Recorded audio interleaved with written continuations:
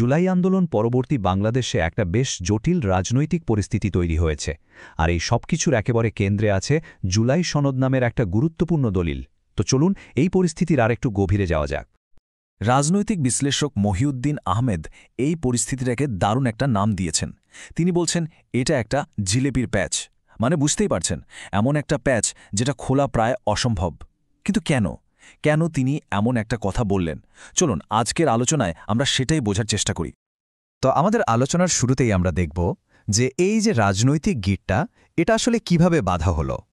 এই অচলাবস্থার প্রেক্ষাপটটা বুঝতে হলে আমাদের একটু পেছন থেকে দেখতে হবে।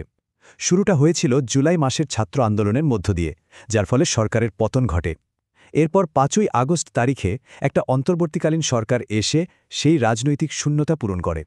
অক্টোবরে তৈরি হল সংস্কারের জন্য সেই জুলাই সনদ, আর নভেম্বরের ৩ তারিখের মধ্যে সব দলকে একটা মতৈক্যে আসার জন্য সময় বেঁধে দেওয়া হলো। আচ্ছা, তো এই জিলিপির প্যাচ বলতে আসলে কি বোঝানো হচ্ছে?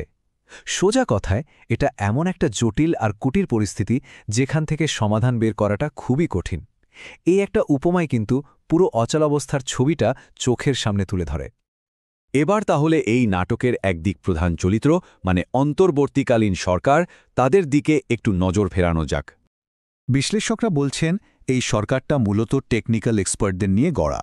প্রধান উপদেষ্টা প্রফেসর ইউনুস নিজেই এদের বেছে নিয়েছেন।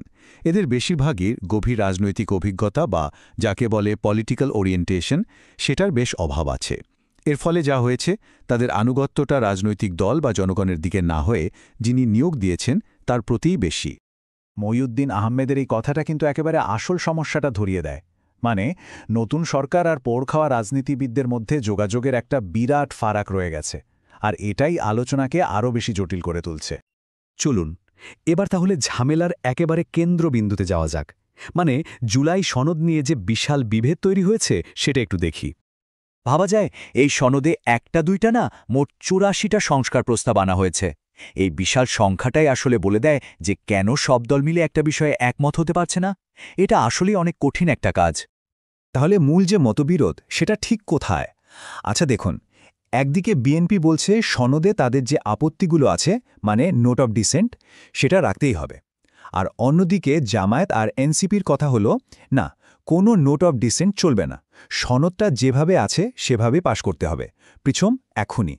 তো বুঝতেই পারছেন দুই পক্ষ একেবারে দুই মেরুতে। বিএনপির প্রতিক্রিয়াটা কিন্তু বেশ জোরালো। তাদের সোজা অভিযোগ চূড়ান্ত প্রস্তাব থেকে নাকি একতরফাভাবে তাদের আপত্তিগুলো সরিয়ে দেওয়া হচ্ছে, আর এটাকে তারা একরকম প্রতারণা হিসাবেই দেখছে। এই পয়েন্টে বিশ্লেষকের কথাটা খুব গুরুত্বপূর্ণ।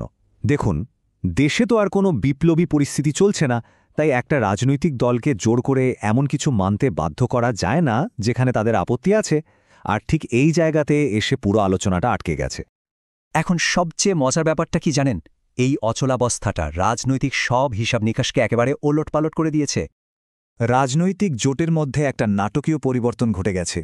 আগে যখন আওয়ামী লীগ মাঠে ছিল তখন তাদের সাধারণ শত্রু মনে করে বিএনপি আর জামায়াত এক ধরনের অংশীদার ছিল, কিন্তু এখন তো আওয়ামী লীগ দৃশ্যপটের বাইরে। ফলে সেই পুরনো মিত্ররাই এখন ক্ষমতার জন্য একে অপরের প্রধান প্রতিযোগী। এই নতুন পরিস্থিতিটা কিন্তু সামনের নির্বাচনকে একটা ঐতিহাসিক লড়াইয়ে পরিণত করেছে, কারণ এই প্রথমবার বিএনপি আর জামায়াত একে অপরের বিরুদ্ধে সরাসরি লড়বে, আর এটাই হবে তাদের নিজ নিজ শক্তির প্রথম আসল পরীক্ষা। তো এখন সবচেয়ে বড় প্রশ্ন হল, এই যে নতুন প্রতিদ্বন্দ্বিতা, এটা আসন্ন নির্বাচন আর ভোটারদের জন্য আসলে কি অর্থ বহন করছে? বিশ্লেষকরা মনে করছেন ভোটারদের একটা বিরাট অংশের কাছে কিন্তু অনেক পুরনো ইতিহাসের চেয়ে গত ১৫ বছরের শাসনের স্মৃতিটাই অনেক বেশি তাজা, আর তাদের ভোটের সিদ্ধান্তটা মূলত এই স্মৃতির ওপর ভিত্তি করেই হবে। নির্বাচনের ফল কি হতে পারে সেটা কয়েকটা বিষয়ের উপর নির্ভর করছে। যেমন আমাদের দেশে একটা প্রবণতা আছে নেতিবাচক ভোট দেওয়ার, মানে কোনো দলকে জেতানোর চেয়ে অন্য দলকে হারানোর জন্য ভোট দেওয়ার প্রবণতা বেশি। এখন বিএনপি যদি এমন প্রার্থী দেয় যাদের অতীত রেকর্ড ভালো না, তাহলে ভোটাররা অন্যদিকে ঝুঁকতে পারে, আর এটাই জামায়াত বা এনসিপির মতো দলগুলোর জন্য একটা বড় সুযোগ তৈরি করে দেবে। তো সব আলোচনার শেষে আমরা আবার সেই প্রথম উপমাটাতেই ফিরে আসি।